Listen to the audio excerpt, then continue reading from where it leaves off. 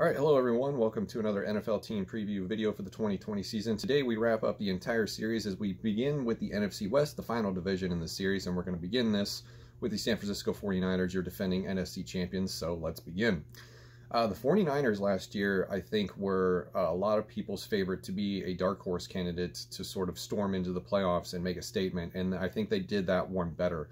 Kyle Shanahan has come in and John Lynch has come in as the GM and head coach respectively, and they've made some pretty quality decisions in their early careers here with the 49ers, and it has led to some immediate success. This team is very dominant in the run game. They have a very, very scary defense, especially that defensive line featuring guys like Bosa, Solomon Thomas, and now Javon Kinlaw. Armstead, of course, is no small potatoes himself. So is this going to be a continuance of what we saw last year? That's a little hard to decide, given that this division is very competitive. I think that the debate between whether or not this division or the NFC South is the strongest in the NFL is up for debate still. I mean, you could even include the AFC West in there with the arms race that is happening in that division. But still, a very hyper-competitive division. And do they fall into the regression curse that is being the Super Bowl loser? So a lot of storylines to follow for the 49ers this year. And before we get into, of course, the projected starting depth chart, let's take a look at the 2019 season recap. They were 13-3 overall. Offense ranked 4th in the league. They were 13th in passing, 2nd in rushing. Defense ranked 2nd overall, 1st against the pass, 17th against the run. Kyle Shanahan is your head coach entering his 4th season with a record of 23-25. Snapshot of the previous 4 years. In 2018, they were 4-12. 2017, they were 6-10. 2016, they were 2-14. And 2015, they were 5-11. So once again, as we iterated at the beginning of this video, this was a very strong dark horse candidate for a lot of people last year heading into the regular season, myself included.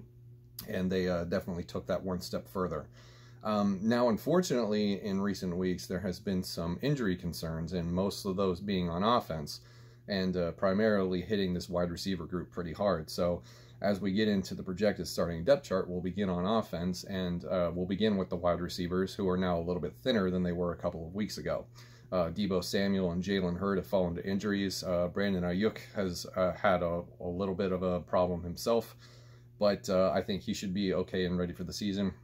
Then they've been working out wide receivers that we haven't heard of, so they may end up signing somebody for some depth. But for right now, we're probably looking at Dante Pettis getting another opportunity to sort of break out if he is able to do that, which there's no reason to believe that he can't still yet. Brandon Ayuk is their first-round pick from this past draft. And then I think the primary receiver in this group is going to be George Kittle, as he has been since the past couple of years. George Kittle being one of the premier receiving tight ends in the league, and I don't think that situation is going to change. So despite losing a lot of bodies and depth at the wide receiver position, you still have George Kittle, so that makes things a little bit easier. For the quarterback position, we still have Jimmy Garoppolo, who hasn't really ascended to the next level like I thought he would, but it helps having a great defense and a very solid running game at your disposal. For the running game itself, we have the do-it-all fullback, Kyle Juszczyk, who, I mean, it's hard not to like this guy. He does everything, and he does everything well. So it's kind of interesting, as I said in the Packers preview video, that they drafted Joseph Iguaria. Was that his name? The tight end from Cincinnati. I'll have to go back and look at that. His name escapes me for some reason, and what I just said sounds wrong. But with the intent, they drafted the Cincinnati tight end to sort of be the Kyle Juszczyk of that team. So it'll be interesting to see if that experiment works out. But for the 49ers, they have the real deal, and he's very, very good at what he does. For the running backs themselves, the top 2 projected workload getters, if you will, that's a weird phrase, are Tevin Coleman and Raheem Mostert. And after the playoffs that Mostert had, I find it hard to believe that he will not get the lion's share of the carries, even though I probably would expect this to be a full-blown committee. But at the same time, they each bring their own unique skill sets to the table. For the offensive line, how do you replace Joe Staley, an all-pro left tackle, after he retired? Very easy. Just trade for another one, which they did, and it only cost him a 3rd and a 5th-round pick, and they now bring in Trent Williams, who wanted nothing more to do with Washington, and he will take over for Staley in that spot. For the rest of your offensive line, we have Tomlinson, Richburg, Compton, and then, of course, McGlinchey on the right tackle position. The tackle position is pretty solidified, this offensive line. should be pretty good this year, I think. Moving over to the defense, which is projected to be lights out, even though the secondary did struggle a little bit at the end of the playoffs and then ended up getting picked apart by the Kansas City Chiefs in the Super Bowl. But who hasn't gotten picked apart by Patrick Mahomes and company? So really hard to sort of, nick them for that one. So for the defensive line up front, you have Armstead, Solomon Thomas, Javon Kinlaw, and Bosa. Javon Kinlaw was one of my favorite players coming out of this draft. The fact that they got him where they did is just criminal. Javon Kinlaw should have been a top 10 pick, and I think teams are going to regret passing up on him. The linebacker position is good. They've missed on some picks in the recent years, but it's still pretty good with Alexander, Warner, and Greenlaw. And in the secondary, you have Sherman, Ward, Tart, and who did I put up there? Witherspoon. I almost forgot who I wrote in. So the secondary should be strong.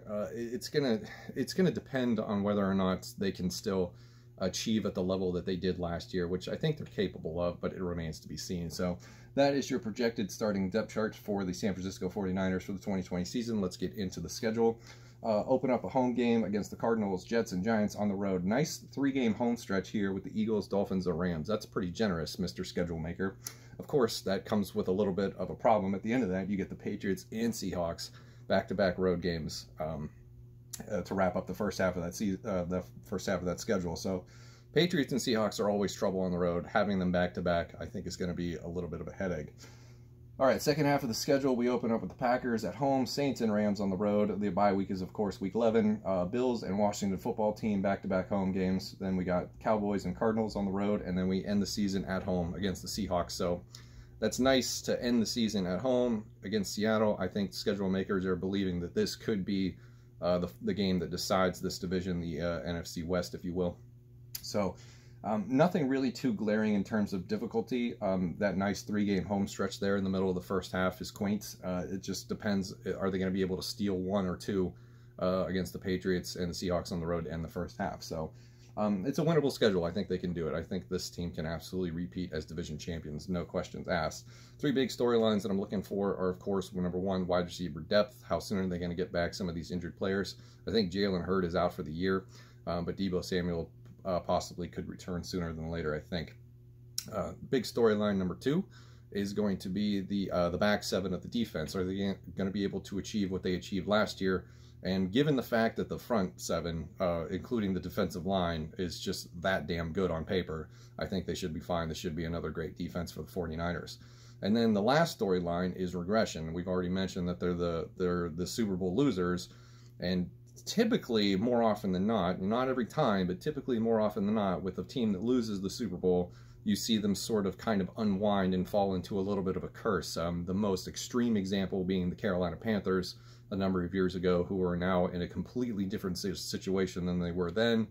And then, of course, when the Patriots lose the Super Bowl, they just bounce right back and they do what they always do because they have Bill Belichick. So which end of the spectrum do we expect them to be on for this? I think there's arguments for both, but I don't think we're going to see a complete collapse as we've seen from other teams in the past. I think they'll be just as good, if not a little bit better than they were last year.